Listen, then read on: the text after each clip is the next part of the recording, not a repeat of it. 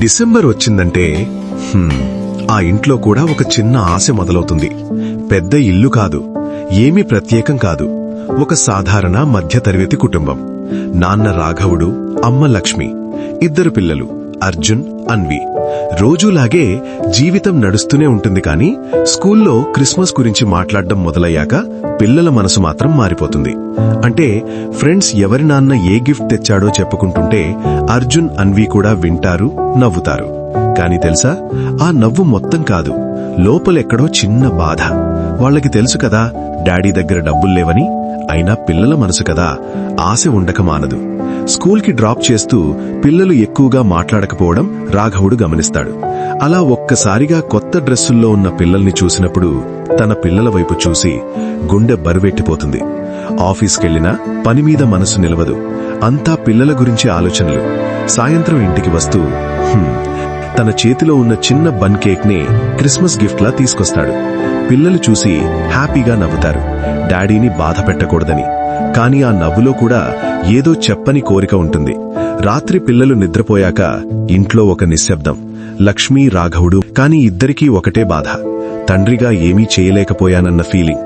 అప్పుడు రాఘవుడు అడుకుంటాడు, ఏదైనా సరే పిల్లలకు క్రిస్మస్ ఇవ్వాలి.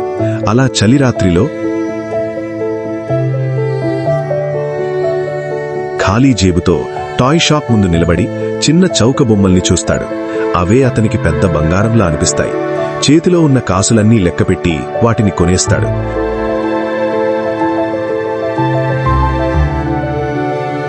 మంచు కురుస్తున్న రాత్రి ఇంటికి తిరిగొస్తూ తెలుసా, అతని మనసు మాత్రం చాలా తేలిగ్గా ఉంటుంది. లక్ష్మి ఆ బొమ్మలను కాగితాల్లో చుట్టి శాంటా ఇచ్చినట్టు పెట్టేద్దామని చెబుతుంది. నిద్రపోతున్న పిల్లల గదిలోకి మెల్లగా వెళ్లి బహుమతులు పెట్టే ఆ క్షణంలో నిజంగా రాఘవుడే శాంటా. పిల్లల ముఖాలు చూస్తూ అతని కళ్లల్లో నీళ్లాగవు. ఉదయం వెలుగు పడగానే ఒక్కసారిగా శాంటా వచ్చాడు అంటూ పిల్లల కేకలు. ఇంటి మొత్తం ఆనందం. బొమ్మలు పట్టుకుని అమ్మా నాన్న దగ్గరకు పరిగెత్తిన ఆ సీన్ చూస్తే తల్లిదండ్రుల మనసులు నిండిపోతాయి. చివరికి ఆ చిన్న బన్ కేక్ చుట్టూ 4 మంది కలిసి కూర్చొని నవ్వుకుంటారు. అప్పుడు అర్థమవుతుంది, డబ్బులు లేకపోయినా ప్రేమ ఉన్న ఇంట్లో నిజంగా శాంటా ఉంటాడని. అలాంటి ఇంట్లో ప్రతిరోజు క్రిస్మస్ లానే ఉంటుందని.